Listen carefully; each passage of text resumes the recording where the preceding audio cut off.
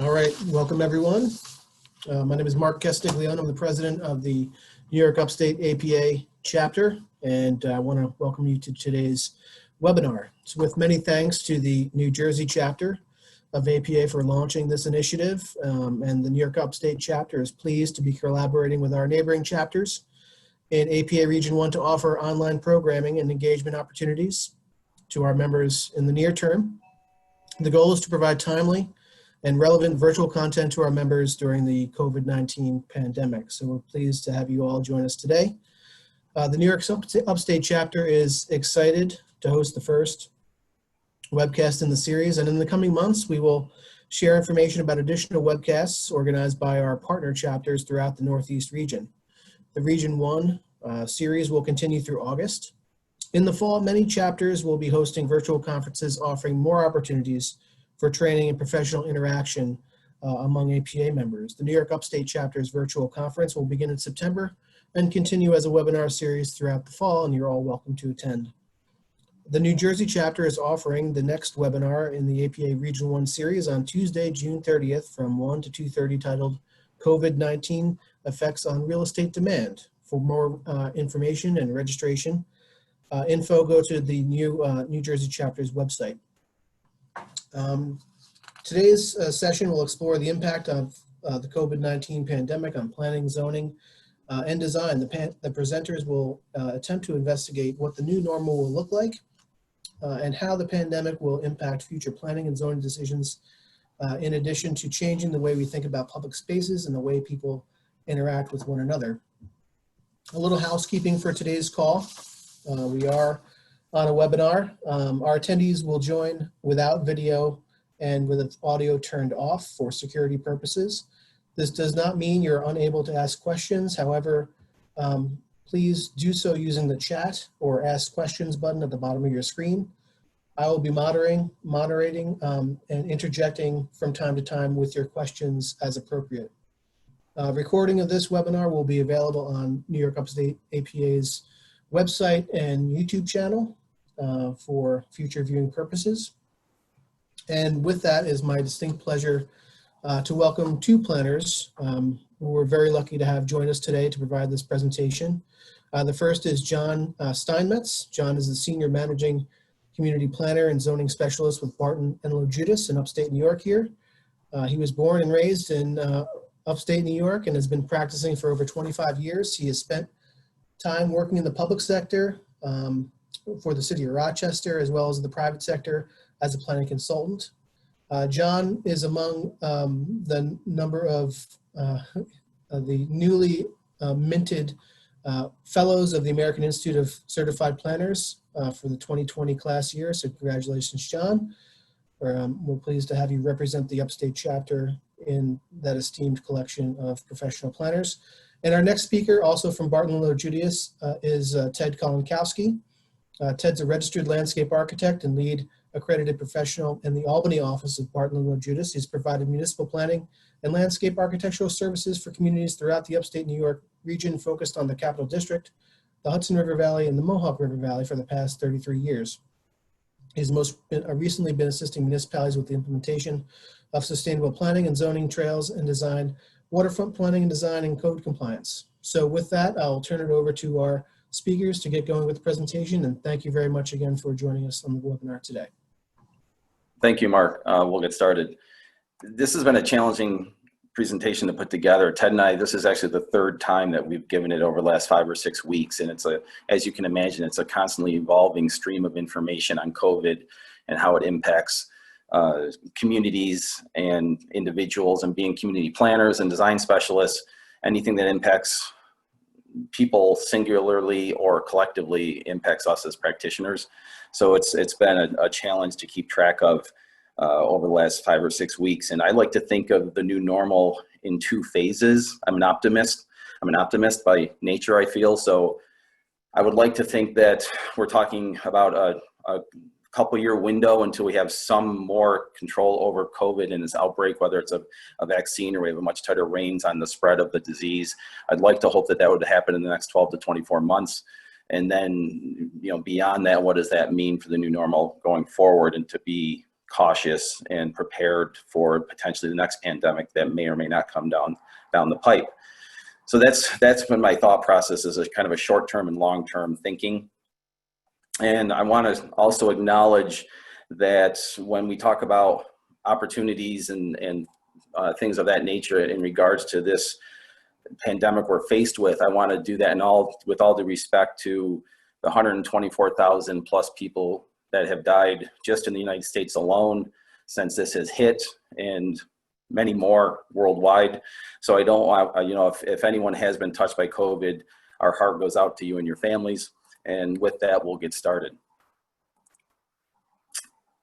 The first thing I want to do is take a look back, because I do think when there's crises such as this, they do force us to think differently. They do create opportunity for improvement of our communities and the places we care about. Going back a few decades, when I was more than a few decades, I'm dating myself now. I'm a child of the 70s, so I recall long gas lines, large cars, things of that nature, and the oil embargo of 1973 really made the automaking industry in the United States think differently about cars and its products, and it led to much more fuel efficient cars, smaller cars, lighter cars, and ultimately safer cars as well. So I think the crisis of the oil embargo has led to a lot of the energy efficient vehicles we all drive and enjoy today. Going even a little further back, the Depression created the WPA program as a way to respond to it, to get people back to work. The Works Progress Administration, initiated by President Roosevelt at the time, resulted in some of the most magnificent and significant public work projects in our country's history. Some of the more utilitarian projects, bridges like the Triborough Bridge, the Hoover Dam, but also some that are more iconic, like the Timberline Lodge in Mount Hood, Oregon, an iconic piece of architecture that was brought out of the WPA program. And also transformative projects, downtown San Antonio, the Riverwalk, that is, planners and designers, most people have at one point either visited it or read about it. That was actually a WPA project done in the late 1930s. Very large scale, very grand projects coming out of the dire circumstances of the Depression. Scaling that same program down a little bit to my hometown, village of Leroy in eastern Genesee County, between Buffalo and Rochester, the creek bank, which is iconic, and it's the main iconic shot that you would see in the village of Leroy, and if you were going to spend time and take a walk, you would walk along it, is also a WPA project. So I think that kind of opportunity may come out of this COVID crisis. Before we get too far down the road of what the new normal may look like 2 years down the road and beyond, I want to take a step back and talk about the topics that we were talking about right before COVID hit. So when you think about it, that was not too long ago. You're talking February, early March, before things really got difficult with COVID. So I think all of those topics are still hyper relevant, and we just need to look at them again through the lens of COVID and how that has exacerbated, or maybe it's actually helped some of the trends that we were talking about before. So you see the post-COVID image on the left, the pre-COVID image on the right. So let's talk about pre-COVID topics for a moment. The population of our country is continuing to age. COVID has not impacted that. We're still, the graying of our population was continuing before COVID and is continuing now. Millennials are still the coveted age group for communities and oftentimes for planning efforts. Why is that? They have more spending power than any other group, and they're rapidly outnumbering all the other cohorts. So I think the preferences of millennials was important prior to COVID and is continuing to be so moving forward.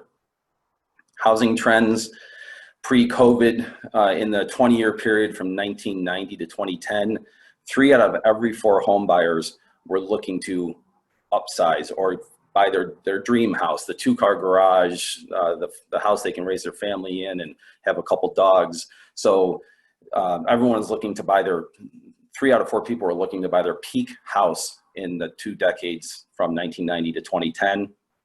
Looking at the decades from 2010 to 2030, where we're smack dab in the middle of that period, obviously being in 2020. It's flipped 180. So now 3 out of 4 households will be looking to downsize at some point during this 20-year period. So we went from a country that was looking to upsize between 1990 and 2010 to a country that will be looking to downsize at some point between 2010 and 2030. And our housing supply has slowly been adjusting to this, and I think it will continue to adjust to this. We are talking about things like social isolation and knitting the fabric of our communities together and learning that there is tangible impacts to isolation. The University of York highlighted a study that said people that were considered lonely or socially isolated had a 29% risk of heart disease. Obesity is something that we were struggling prior to COVID, and we are still struggling with as a state and as a nation.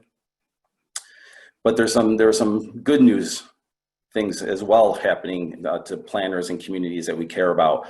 You know, we finally started to have more and more documentation that sidewalks are important. Seems pretty obvious to us planners, but when the AARP comes out with a statement that talks about neighborhoods with sidewalks, you're 47% more likely to get 39 minutes of exercise a day. That's kind of one of those dumb moments for us planners, but it was nice to see non-planning groups like AARPs start to get on board with some of the ideas we've been talking about for decades. Urban Land Institute was talking about people wanting density and walkability and to be near amenities and willing to pay more for housing and lifestyle options that gave them those things. And then COVID hit. So this statement was written within the last 6 to 8 weeks. And I think it's pretty indicative about what's facing New York City and some of our denser urban places. What's less obvious but also important is that talent flows to cities because of its amenities. If these amenities are diminished, that makes New York City less attractive, but it also makes the city less hip seeming to some 20-something in Albany thinking about moving. So with that, I'm going to hand it over to Ted to talk about migration shifts from New York City into the Hudson Valley and potentially beyond. Thanks, John. Again, this is pre-COVID information, but I found this map very interesting. This was in Bloomberg News. It indicates general emigration and where migration is being routed to. The 3 red dots are Los Angeles, Chicago, New York City, showing the triple-digit daily exodus, and then the blue have the daily gains. And it's interesting that some of our red dots are moving into areas that we now consider COVID hotspots. Just kind of an interesting thing. Next slide, John. This is more detail on kind of the migration trends that are out there. These came from Street Easy, which is a real estate firm down in New York City that tracks where people are moving to. They reported that about 900,000 New Yorkers move annually, about 400,000 stay in New York City and move to different areas of the city. 300,000 of them move to the suburbs, including New Jersey, Connecticut, Long Island, and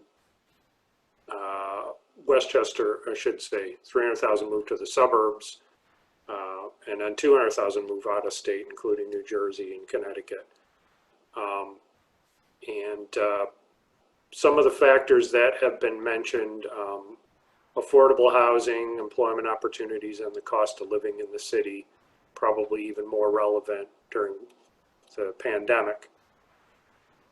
So based on that information, and looking at some of the past events, using those numbers, theoretically we could look at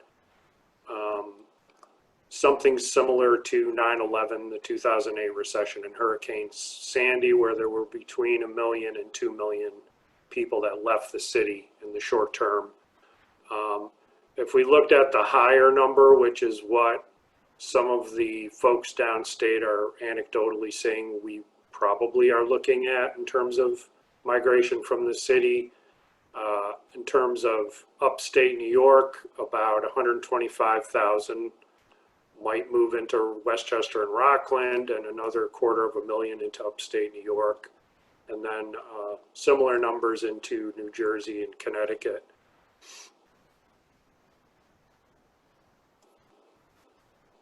So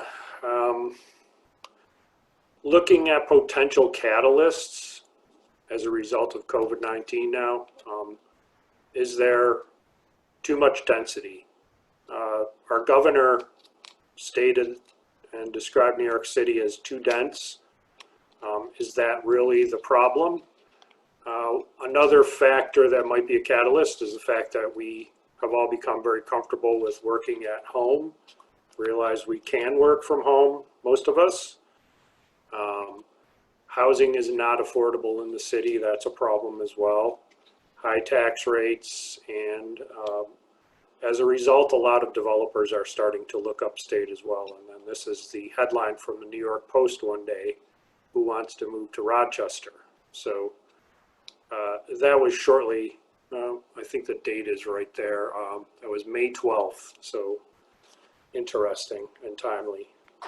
I guess back to you now, John. Sure. So looking at current trends versus future trends, the question, one of the questions that we're going to try to at least broach today is urban living, the desirability of urban living, density. And, just as planners, I think that, we've been preaching density for decades. And I think over the last 5 to 10 years, it finally started to get some traction in terms of the market catching up to what planners had wish would happen and wish would occur. And then all of a sudden with COVID hitting, the crowded, undesirable, some of these other terms are starting to hit the press more and more and more. It takes me back in, 15, 20 years in my career. So we want to talk a little bit about density versus crowding. And I think density is in the eye of the beholder. I think there's two drastically different types of density when we talk about this conversation. There's like a New York City style density versus everywhere else in at least upstate New York. And I know we have a lot of other states on this call, but I'm not as familiar with all those other states. But I think it's safe to say that New York City and Manhattan has a density that's pretty unique. Boston's got its own level of density, but New York City's a next level kind of density. So I want to talk a little bit about that because I think that's the anomaly than what I think most communities and most planners face with the places that we work. So you have, obviously high-rise density that you would see in this New York City shot. You've got brownstones and walk-ups, still fairly dense for most places. And then you're starting to get more of that middle housing that you would see in at least a lot of upstate and Western New York communities, the old row houses, or even the modern architectural take on these row houses, a significantly different living arrangement than what you would see in New York City. Then down to your traditional neighborhoods, whether this would be a village street or a city street, it doesn't matter, but still fairly dense, but obviously single family, and you might have like a few multiple family dwellings in this block. And when I talked to a handful of local developers in anticipation of this proposal, it was interesting because they have very different market segments in what they do, but their answer was very similar. And I think it applies at least up and down the thruway in upstate New York, that one of the developers called it elevator density. He goes, I think elevator density is a tough sell in a lot of places. Not impossible. He owns a building or two with elevators in it.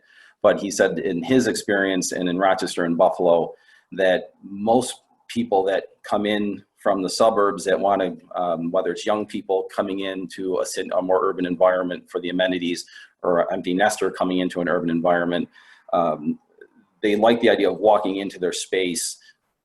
And the idea of a lobby with an elevator is a little bit more of a hotel type of situation. And they feel that the desirability of neighborhoods like you see on the screen or like this will essentially be somewhat bulletproof when it comes to COVID and its impacts.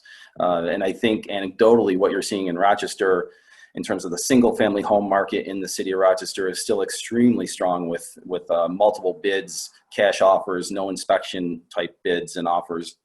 So I think urban living in the upstate sense is still extremely strong and will continue to be so, mainly due to the millennials. I think some of the empty nesters have put their plans to move into the city on pause, but I think upstate New York density is still seen as very desirable. Manhattan level density and elevator density, I think COVID may impact those projects in the short term.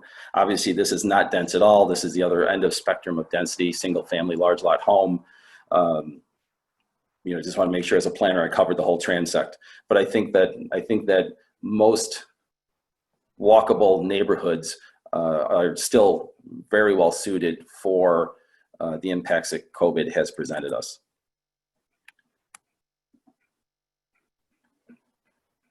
Keep forgetting to have my hand on the mute button here.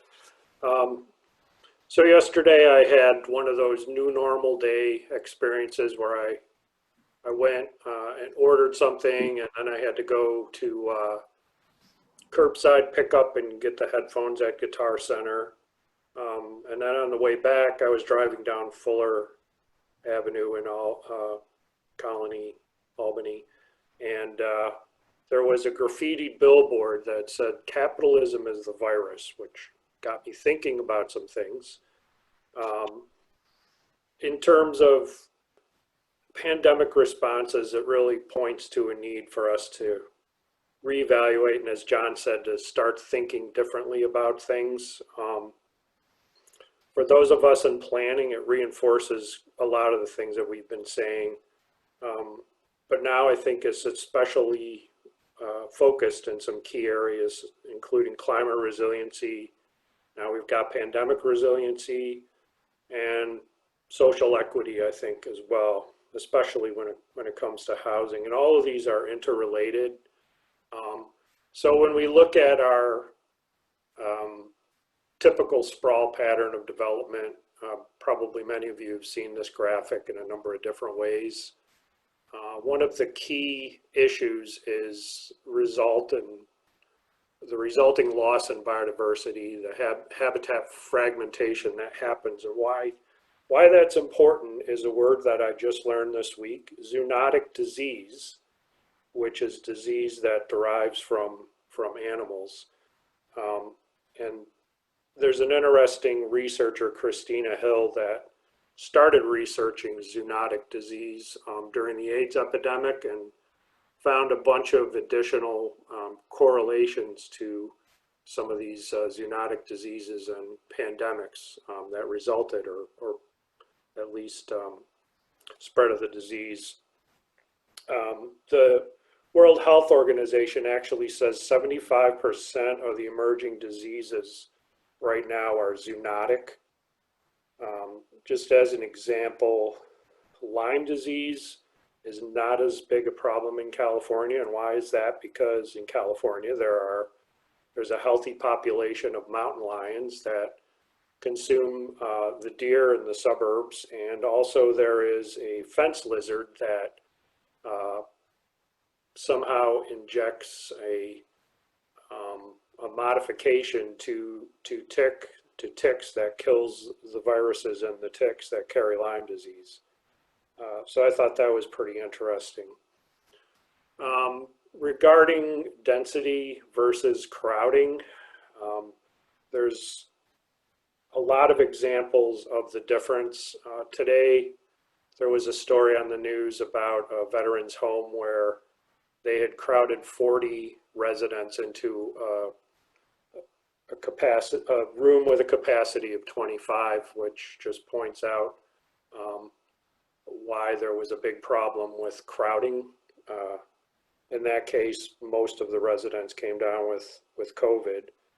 There's also some information from ProPublica Chicago showing some of the Hispanic and African American neighborhoods in Chicago with among the lowest densities in the city had the highest incidence of COVID. So it's more about the number of people sort of cramped into a house because they can't afford their own houses. So there's an extended family in the house and so on. So these economically depressed communities are significantly more vulnerable All right. Thanks, Ted. Some other trends that were happening that I think COVID has exacerbated, I think we all have been somewhat aware of the decline in bricks and mortar retail. This is looking at national sales from 2007 to 2012. Bookstores, bricks and mortar bookstores, sales down 46%, home furnishing stores down 28%, office supply stores down 28%, department stores down 24%, electronic stores down 16%. So that was pre-COVID numbers, obviously, and the 2017 U.S. economic census data is still being published state by state as we speak. So it'll be interesting to see what those numbers show us. But I think the COVID has exacerbated that and really pushed us to online shopping, which I'll talk more about in a minute. And, one of the things we kept talking about with communities is that, there's only been one new large mall that's opened in our country since 2007. So let's talk a few minutes about malls and how they are faring and will fare going forward. Yeah, what we're finding is because malls depend on these anchor department stores for about 50% of their shoppers, they can't operate without them. It's problematic for a lot of reasons. Among them, these anchor stores are going out of business left and right. And a lot of these mall retailers have lease options that allow these department stores to break their leases, leaving the mall with a big anchor store vacant. Department stores in general, as John said, are losing market share. A lot of it's online sales. And since their heyday, department stores have dropped from 230 billion to 140. And 50% of the regional malls are forecast to close by 2025. In addition to that, suburban malls are really the ideal super spreader medium. And we know locally that none of our malls can open yet. And even under, I think it's phase 4 that we're going into locally here, and I think in other parts of upstate, malls won't be able to open yet. And John, if you could just flip back to that other slide. As I was looking at the graphic, the one before this, just making a point, both of these images have a mall located. One of them is kind of the suburban pod mall, and the other one is integrated into the fabric of the community. But I just started thinking, geez, I guess we've got to rethink this whole thing with malls as the center of a community. So. Yeah, with a lot of our planning and zoning projects, some of the things we've been hearing about that have been happening with malls prior to COVID was storage, either commercial storage or personal use storage facilities being put into mall locations. And more recently is healthcare expansion. Some of the local hospital in one of the major towns in Monroe County was looking to expand and possibly taking up some fairly large space in an existing vacant mall. So I think malls will continue to evolve into non-retail type uses. I think COVID is just going to accelerate that. I know, John, the graphic that we had on that slide showed a mall that was in China, where they took the roof off the mall and turned it into an urban lagoon, kind of opening it up to the air and creating an amenity in the center. And I think that's, not to that extent, Ted, that's a pretty cool image. I think there's a example, I want to say it's in Michigan, but don't quote me on that. I think it's Michigan, where they took their roof off of a mall and to kind of try to reinvent it and even beyond just a lifestyle center type arrangement.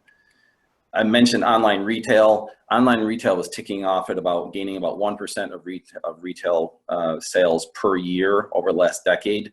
And so 10 years, 10%, over the last 3 months, it's jumped from 10% to 25%. So, I was an online shopper, but I would purchase things in person more often than not. Obviously, with COVID, that's not an option. So people like myself have been driven to more committing to online sales and retail. And the thought is that will stick to some significant percentage. So the jump that was seen during COVID from online shopping will likely stay.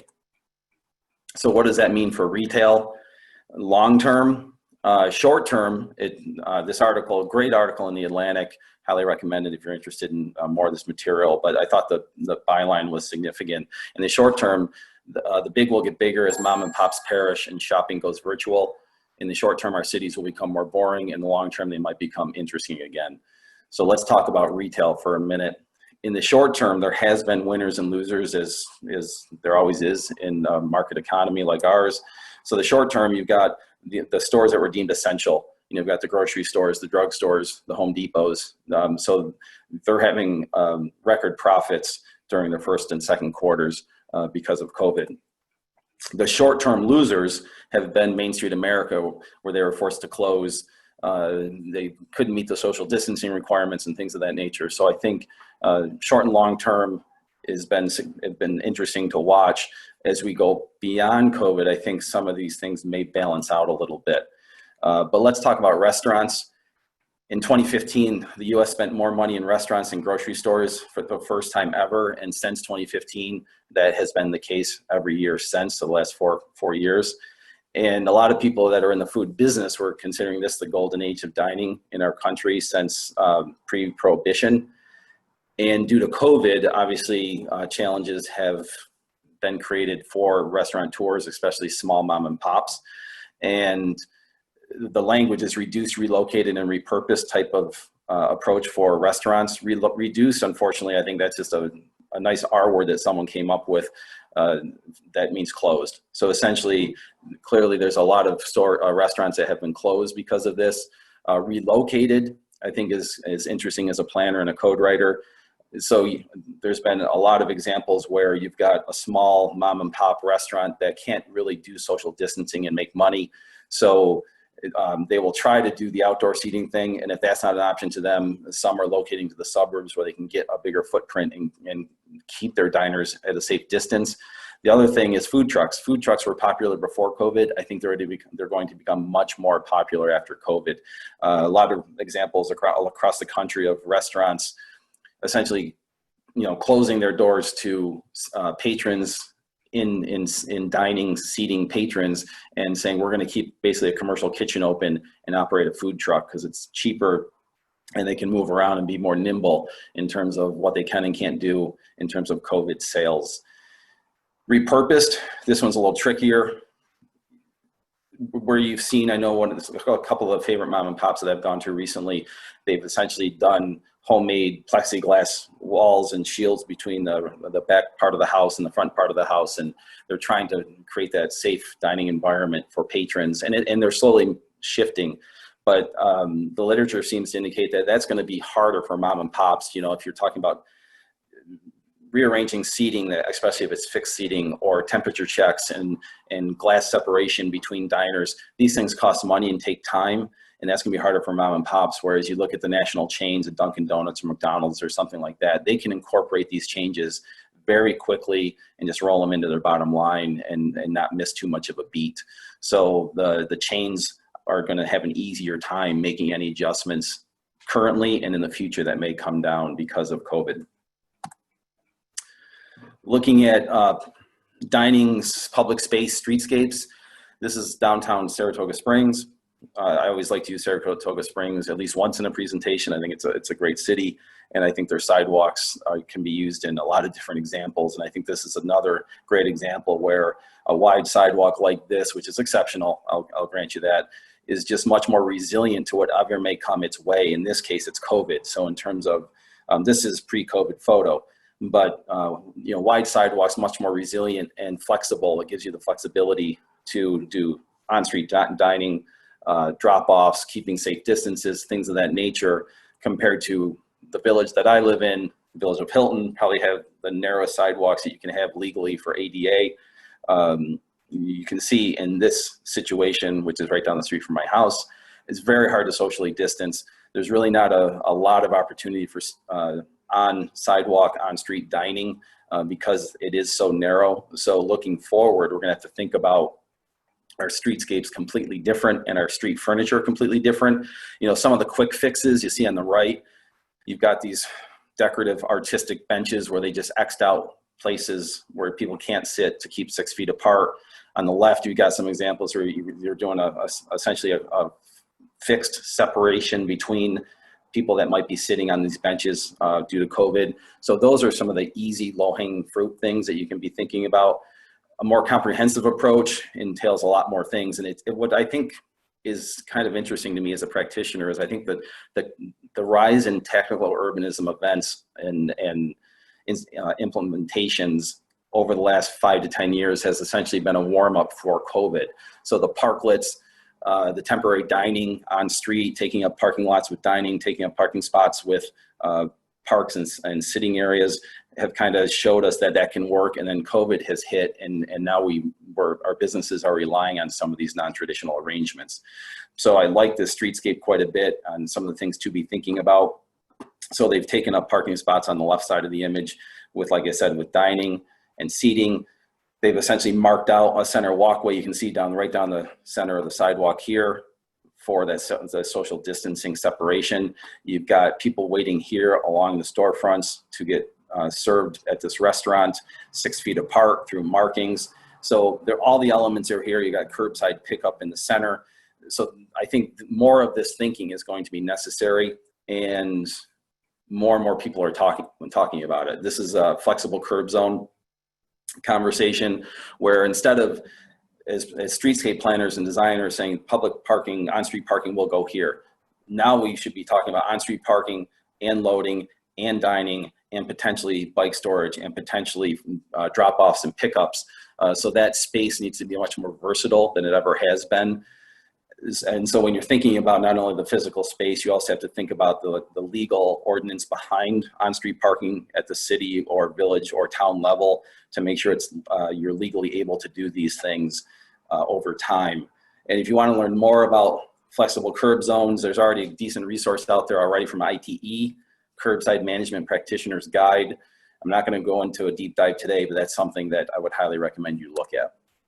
Looking at public spaces, this is a European square where they just photo simmed essentially how you would accomplish safe distancing practices in a public space such as this. Fast forward a matter of weeks and they've implemented it. So you may have seen some of these other photos, not this one, but this one, Battery Park in New York City area where they've essentially drawn on the grass where you can and can't sit. So, you know, this is I would like to think this is a short-term normal. Hopefully in the matter of 2 to 3 years, if we get this thing under control, this will be less necessary. But in the short term, these are the types of things you should be thinking about. I'm a big cycling advocate, and I do it as often as I can. So the people gravitating towards cycling as a means of transportation has been encouraging. And, you know, whereas before facilities like this were a luxury, I think more and more communities have realized in the short term they've had to reallocate road space from cars to bikes. This is actually an image of the old bike lane wasn't big enough, so they covered over the separation, repainted the new bike logo on it to essentially double the bike lane. And when I talked earlier about winners and losers in each economy that may come up, one of the clear winners of at least the short term of this situation is the bike industry. It's 4 to 6 month backlog for bikes, racks, any hardware that you might want to buy. You're going to be hard pressed to find it. Whereas the auto industry has lost $2.6 billion in profits already. And this will shift. This will equilibrium out. The bike sales will go down. Cars will again increase. You know, that's a pretty safe bet. But in the short term, bikes are king, cars not so much. So what does that mean going forward? With COVID and bike share practices and Uber and other sharing economies struggling a little bit, people seem to be a little reluctant to engage in the sharing economy like they used to. But I think that's short-lived. I think that the sharing economy will come back fairly strong once COVID's a little more predictable and under control. Looking at zoning and land use controls, we've been big proponents for years, and I still think it's the right answer given what we're faced with currently, is, don't be strict Euclidean zoning. Form-based has some elements as well, but I think a hybrid approach is the best approach to confront what we're facing now and what might come our way in the future. So focus on design and vitality, not so much on use. And you got to rethink a little bit about home occupations and working from home. Obviously, with the mass exodus, for us, it happened March 16th. So March 16th at about 1 o'clock in the afternoon, we were told to go home, and most of us were working at home up until last week. So working from home versus running a full-fledged business out of your home has become more important during COVID. So what can we do to foster that safely and foster small businesses? There's a couple different ways, maybe making more types of businesses eligible for home occupations, maybe allowing them in more places, maybe putting new safeguards in place. And one of the practitioners from our office, Molly, has come up with a scenario where it's essentially you've got two classes of home occupations. I'm not going to do a deep dive on this, but class one is, I think, what most of us would think about as traditional home occupations, generally not heavy visitorship, maybe one employee from outside the house. It still looks like a house, no real changes to the residential character of it. Very low impact, very little need for additional parking, no patrons, no shopping, anything of that nature. Pretty traditional thinking when it comes to home occupations. But maybe there's another option. Maybe there's a class two where you might allow slightly more intense uses. Maybe you allow them in an accessory structure, like over a garage or something like that, where often that's a no-no for most communities to allow home occupations outside the main structure. Maybe you allow more than a single employee to come to the home. Maybe it's 2 or 3. And how do you control this and regulate this? You could do it by right, maybe do it by special permit to make sure that you can control the neighborhood impacts of this. But rethinking home occupations in times like this seems to make sense. Ted and I aren't going to talk a lot about education because we're not education specialists, but I do think it's going to be a benchmark for what we can expect. I think come September, when I talk about education, I'm not even talking college, I'm talking high school, middle, and elementary school. When we see what those institutions do and how they handle the group learning setting, I think as planners, we're going to learn a lot about that and what we need to do to respond to what we learn. So some of the takeaways that I want you to have today, despite all the fear that COVID has created, and it's justifiable, people still want interesting places and human interaction, even from 6 feet apart. So we need to make sure we're thinking about that in our planning and design efforts. Design is going to be more crucial now than ever. Biking has become a necessity, not a luxury. Parks and green spaces are more popular than ever. Flexible and mixed-use zoning is critical. And as I said earlier, I think for at least empty nesters, the home downsizing is on a short pause, but I think that will ramp back up in the near future.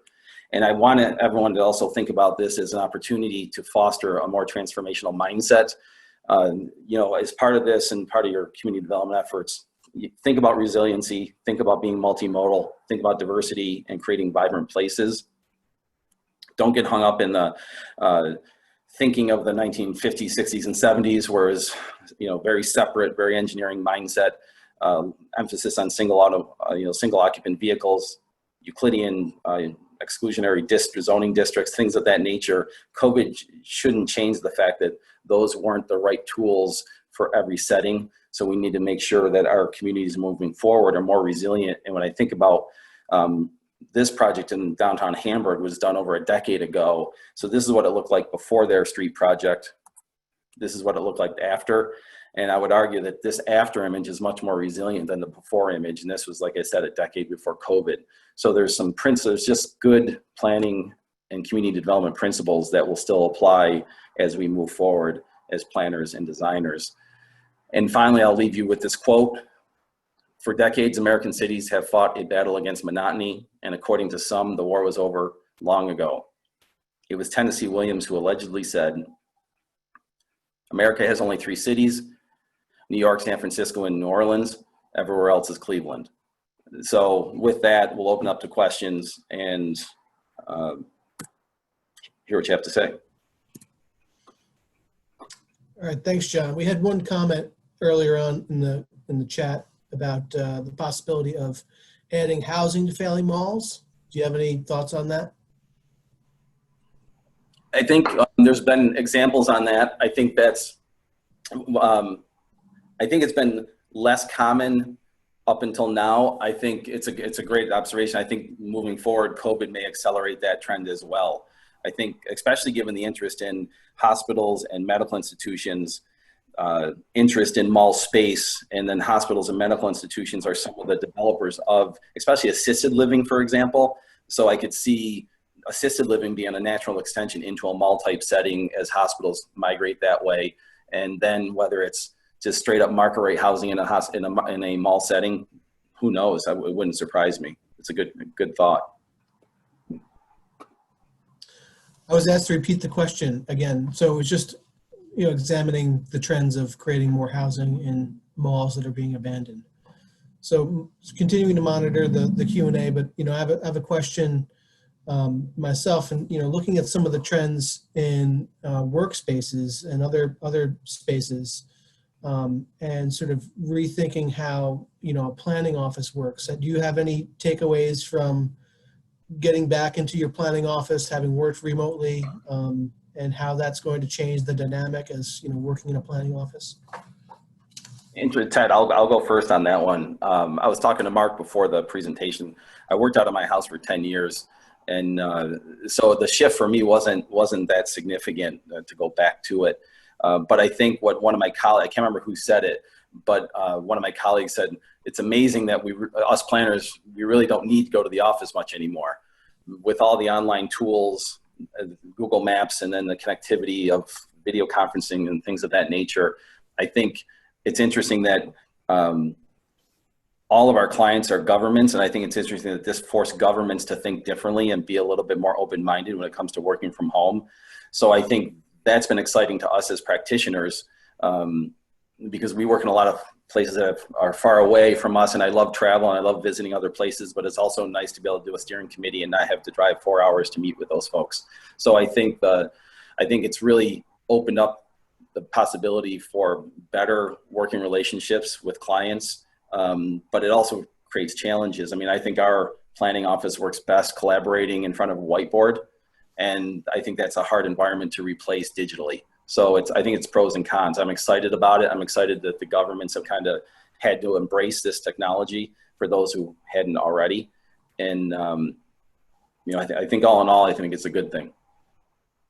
Yeah, I think a lot of this online collaboration, we started at B&L probably 3 or 4 years ago using Zoom, and we've all gotten very comfortable with it. And I haven't really seen problems with effective meetings. We're doing everything from kickoff meetings for construction to just meetings to kick off a project with a project team, and internal meetings to do design charrettes. So personally, I'm very comfortable working from home now. The challenge, Mark, I will add, the one challenge is we do a lot of community-wide zoning code updates. And I do think it's subtle, but I do think there's a difference between doing a public review of a planning document versus a public review of a zoning code that might actually change the rules and regulations that govern people's property over a digital setting. As a practitioner, I'm just not quite there yet. And some of our clients have said, in terms of our zoning clients have said, let's put a pause. We had two zoning projects that were ready to go out to the public, and both clients said, let's put this on pause and see what happens. Because when you're changing the rules that govern people's property, it just seems, and I might be dating myself a little bit, but it just seems odd to be doing that remotely and not being able to have those one-on-one conversations at an open house or something like that with someone's property that you're changing the zoning on. Thanks for those insights. We have a couple questions in the Q&A and a request. Request is to go back to the photo simulation of the streetscape for adaptive social distancing. And then the first question from Steve Lynch relates to what we were talking about before we started, was the impacts on outdoor settings, park settings, arts and cultural venues, and concert venues. And I know you were bummed that there aren't going to be any summer concerts that you're going to be able to go to, John. I thought it was, I'm sorry, This is Ted. I thought it was interesting that some of the drive-in theaters are hosting, drive-in graduation ceremonies, drive-in concerts. There was a big concert in California where it was a drive-in show. I saw it too, Ted. I heard about it. I didn't see it. I can't think of who it was. I think it generally, planning in outdoor park settings, I think one of the key things is it's easier to socially distance there. And I think we need park settings and opportunities to get out into the natural environment as much as possible. So I don't see a huge change in the way they're currently planned, but definitely in terms of arts and cultural venues, seems like that 6-foot social distancing kind of paradigm is something that people will want to consider for every time we get into a situation where we have a pandemic again.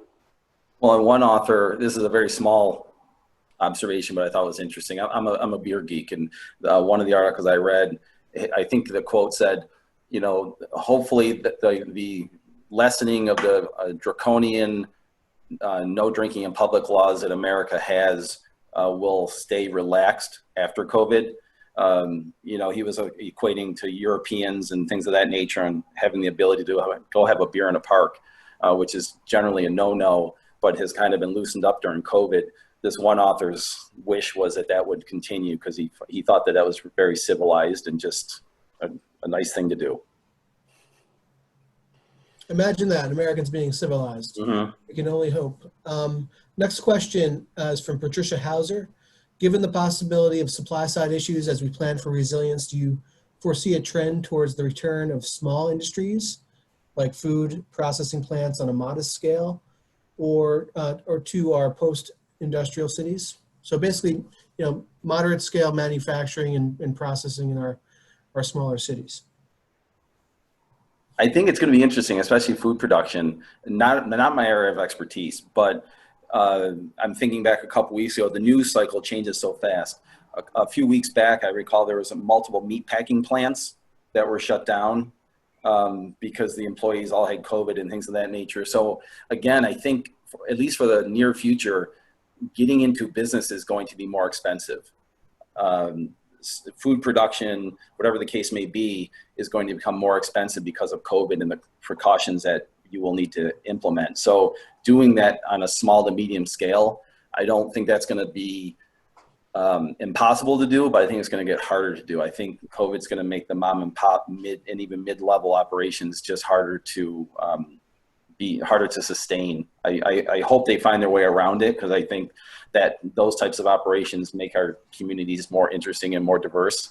I just think it's going to be more expensive. So that's a situation where maybe the state and federal government might have to step in and offset some of these cost increases as through economic incentives for small and medium business operations, whether it's food or other industry. That's a great question. I think it again points to how we have to think differently, because we typically try to separate industrial zoning from everything else. So, we might want to look at that when we're coming up with mixed use districts and sort of trying to find some kind of metrics to use to make it a sensible thing that can be implemented. Good question. You touched on this next question a bit, and that's, thoughts on post-COVID community engagement that's accessible and equitable. Couple things. I think the online world is working pretty well between Zoom and YouTube meetings and things of that nature, and online polling and SurveyMonkey. And I think all those tools have really stepped up and done their job and done a very good job. And I think we've got to think further. I think, the tactical approaches, I think make a lot of sense. And we just have to start thinking smaller group settings, instead of one significant outreach push for a project, maybe it ends up being weeks or months long. Maybe it's an ongoing display or ongoing exhibit or booth, and we do a lot of this already, but you know, when we talk about outdoor spaces, having public engagement opportunities at a park or something like that, it's a natural marriage of social distancing and public space. So I think you know, we've got to change how we think about public engagement and think of it more as more frequent touches with smaller groups. I think equitability is one of the difficult ways, difficult things. But I was just on a Zoom conference with a town planning director talking about how successful some of their town board meetings have been since they switched to the online platform, and he said that they get much better comments from folks who previously didn't really participate much. So it's much easier for them to sort of, whether it's something ambulatory that keeps them from the meetings or schedules or whatever. Another topic that's relevant to our experience in the Capital District are, you know, related to impacts on public transit. In the Capital District, I know our regional bus service, you know, implemented a variety of changes to how they did business, altering routes, and going and becoming a free service essentially for the region. But what are your, you know, longer term impacts that you see to public transit systems? I actually am going to have to punt on that, Mark, because I think it's too soon to tell. I don't think we know enough about the virus. You know, as of a few days ago, I guess it's not as likely to be spread on surfaces. So I think the smarter our scientists get in terms of how the virus is and isn't spread is going to directly impact transit and public education. I think those two things are kind of, it's still too soon to figure out or talk about what that's going to be looking ahead, you know, 6 months down the road. I mean, we need to talk about it, but I just think it's so intertwined with how the virus is spread. It's hard to talk about, especially for a non-scientific planner like myself. That's a good point. And just getting back, we have another question about public engagement and pointing out something that I think all know very well, that a lot of our rural communities don't have access to high-speed internet, or high-speed internet access is an issue, which certainly impacts somebody's ability to participate effectively in a public meeting that's held over Zoom or otherwise. I know New York State is making investments in expanding access to high-speed internet in rural areas, but it will remain an issue for, you know, I think robust public accessibility in more rural areas of our state and other states in the Northeast region. Well, Mark, I think, you know, when a lot of people, me included, when the term resiliency first started to become more common, the first thing I thought of was rising lake levels and shorelines. And you bring up a great example of high-speed internet, I think for rural communities is critical to their economic resiliency. Right, exactly. Another question from Lucas Raley. Is there a risk of creating infrastructure that might end up severely underutilized by suggesting these institutional changes in design to streetscape, et cetera, to smaller communities if the virus is able to be controlled in the near future? Ted and I talked about this in the car the other day. You know, are we designing for a short-term problem versus a long-term one? And I know he's got thoughts on it, but I think the flexible curb zones like this, I mean, one of the elegant solutions that this presents us is you're not committed to one geometry. You know, you've got space there that can be flexible over time depending on what's facing this particular community in this particular neighborhood. So I think the idea of designing with flexibility in mind is going to become the norm, not necessarily designing specifically for COVID. You know, we were having this conversation and I said, Ted, what if the next disease is spread differently? If there is another pandemic in my lifetime, which I hope there isn't, but maybe it's spread completely different, and 6 foot safe social distancing doesn't help. You know, Ted's the designer, so I kind of just said deep thoughts by John to Ted. You know, how do you do something like that when you don't know what the next thing might be? And a lot of the technical urbanism techniques have been around for a while, and there are even, I get emails every day from street equipment manufacturers, street pedestrian amenity manufacturers that, you know, they're talking about tactical urbanism techniques and just creating temporary facilities.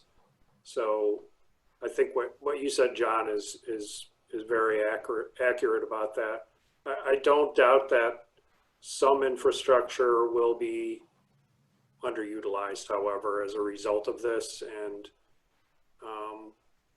you know, we do that all the time, unfortunately. We build massive bridges that we don't need, and then we tear them all down and replace it with a parkway, fortunately. So.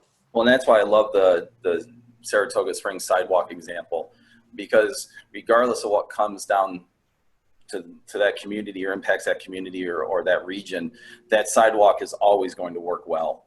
You know, so that's where I think looking at this through a filter of immediate utility with COVID, but prolonged utility past COVID is going to separate the best solutions from the mediocre solutions.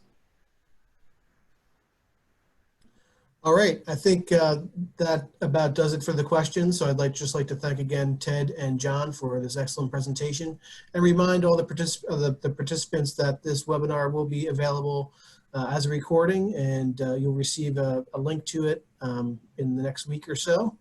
And again, a reminder that the next webinar in this series is going to be held on June 30th, hosted by the New Jersey chapter. So check out the New Jersey chapter's website for registration information. Once again, thanks so much for joining us today on the webinar. Thanks, Mark. Thanks, everybody. Thank you, everyone.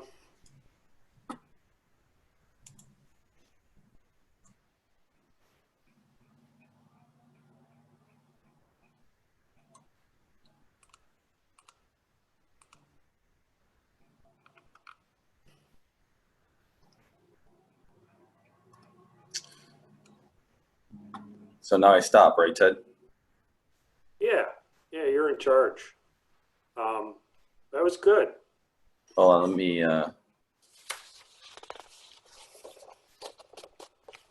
there is.